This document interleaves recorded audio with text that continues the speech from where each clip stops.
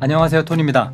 얼마 전에 스트레스에 대한 제 고정관념을 아주 산산히 부셔버린 정말 대단한 영상을 발견을 했습니다. 켈리 맥고니걸이라는 분이 스트레스와 친구가 되는 법이라는 영상이었습니다. 켈리 맥고니걸은 건강심리학자입니다. 그래서 이분이 스트레스는 몸에 안 좋아, 우리가 시험 보기 전이나 어떤 불편한 사람을 만나기 전에는 뭐 가슴도 떨리고 두근두근 거리고 이런 거 좀 조심해야 된다라는 이야기를 오랜 시간 해왔다고 하는데, 이분 역시 자기에 대한 고정관념을 아주 부셔버린 연구를 만나게 됐다고 합니다. 켈리 박사가 주목했던 연구는 미국에서 무려 8년 동안 3만 명 대상으로 했던 스트레스 관련 연구였습니다. 일단 스트레스가 많냐 적냐라고 물어봤고요. 그 스트레스가 많다라고 응답한 사람들이 8년 뒤에 어떻게 됐는지 추적 조사했던 연구입니다. 그래서 8년 뒤에 살펴보니까 스트레스가 많다라고 응답한 사람이 적다라고 응답한 사람보다 사망률이 43% 정도가 높았다고 합니다. 그런데 여기서 놀라운 반전이 있습니다. 사실 이 연구에서는 스트레스가 많다라고 응답한 사람에게는 하나의 변수를 더 추가했습니다. 그게 뭐였냐면, 혹시 그 스트레스가 본인한테 해롭다고 생각해? 아니면 괜찮다고 생각해? 이런 질문을 하나 더 추가를 했습니다. 자, 여기서 아주 재밌는 결과가 나오게 됩니다. 스트레스가 많았던 사람들 중에서요, 스트레스가 해롭지 않아 라고 응답한 사람들은 스트레스가 적다라고 응답한 사람들보다 오히려 사망률이 적었다고 합니다. 다시 말해서 스트레스 그 자체보다는 스트레스를 우리가 어떻게 인식하고 해석하는지가 우리의 삶과 죽음을 구분짓는다는 것이죠. 자, 이와 관련된 하버드에서 했던 재미있는 실험을 하나 더 말씀을 드리겠습니다. 이 참가자들한테 본인들의 약점을 앞에 있는 사람들한테 5분 동안 발표해봐라, 뭐 이런 실험이었어요. 모든 실험이 그렇다시피 두 개의 실험 집단이 있었습니다. A 집단한테는 아무 얘기 안 해줬어요. 그냥 해.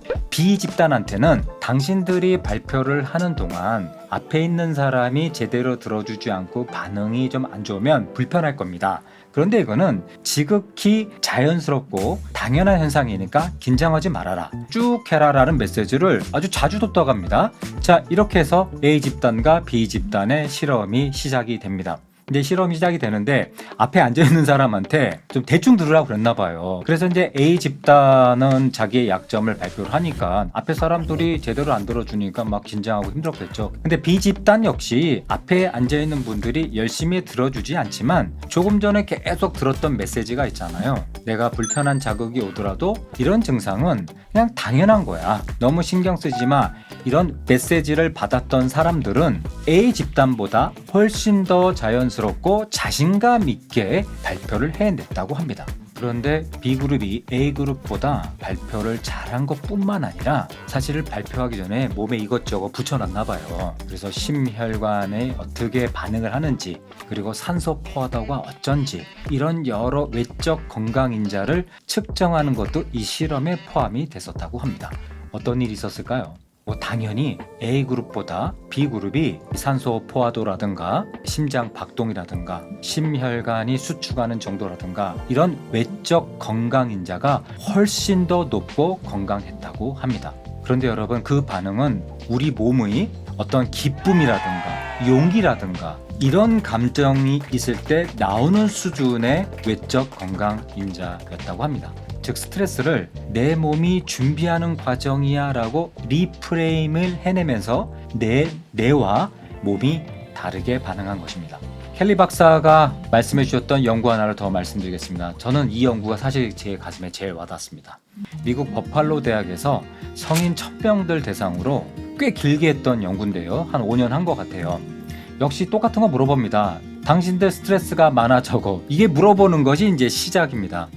당연히 스트레스가 많다라고 응답한 사람이 보통의 경우는 적다라고 응답한 사람보다 덜 건강하거나 더 죽거나 이랬습니다. 그러나 역시 이 연구에서도 반전이 있습니다.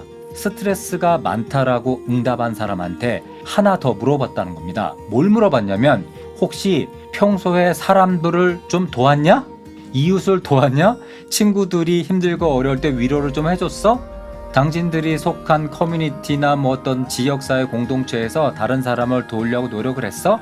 다시 말해서 누군가를 케어하려 노력을 했어? 라는 질문을 하나 추가했습니다. 이 질문이 기가 막힌 질문이었습니다. 자, 이제 5년이 지났습니다. 스트레스가 많으니까 사망률에 기여했겠지. 사실 이거는 그들이 찾으려고 했던 연구 결과는 아니었던 것 같아요. 스트레스가 많다라고 응답한 사람들 중에서 타인을 도왔느냐 도우지 않았느냐 하나 더 변수를 추가했다라고 제가 말씀을 드렸잖아요. 이들이 어떻게 됐는지가 궁금했겠죠. 그 결과를 살펴보니 참 놀라웠습니다. 스트레스가 많았음에도 불구하고 다른 사람을 케어했느냐라고 응답한 사람들 있잖아요. 친구를 도왔냐, 이웃을 도왔냐, 지역사회에서 누군가를 도우려고 꾸준히 노력했느냐라고 응답한 사람은 5년 뒤에 거의 죽지 않았다고 합니다. 다시 말해서 스트레스가 많았지만 누군가를 도우려고 노력한 사람들은 대체로 건강하게 5년 뒤에도 살아있다라는 것이었습니다. 즉, 이 버팔로 연구팀의 스트레스 연구 결과는 상대를 케어하려고 하는 그런 노력이 스트레스의 부정적 영향을 상당 부분 상쇄했다라는 결과입니다. 그래서 이런저런 연구 결과들을 보면서 스트레스를 우리가 어떻게 해석해내느냐, 그리고 상대를 케어하려는 노력들이, 그런 태도나 행동들이 우리의 건강과 회복 탄력성에 아주 지대한 영향을 미친다라는 점입니다.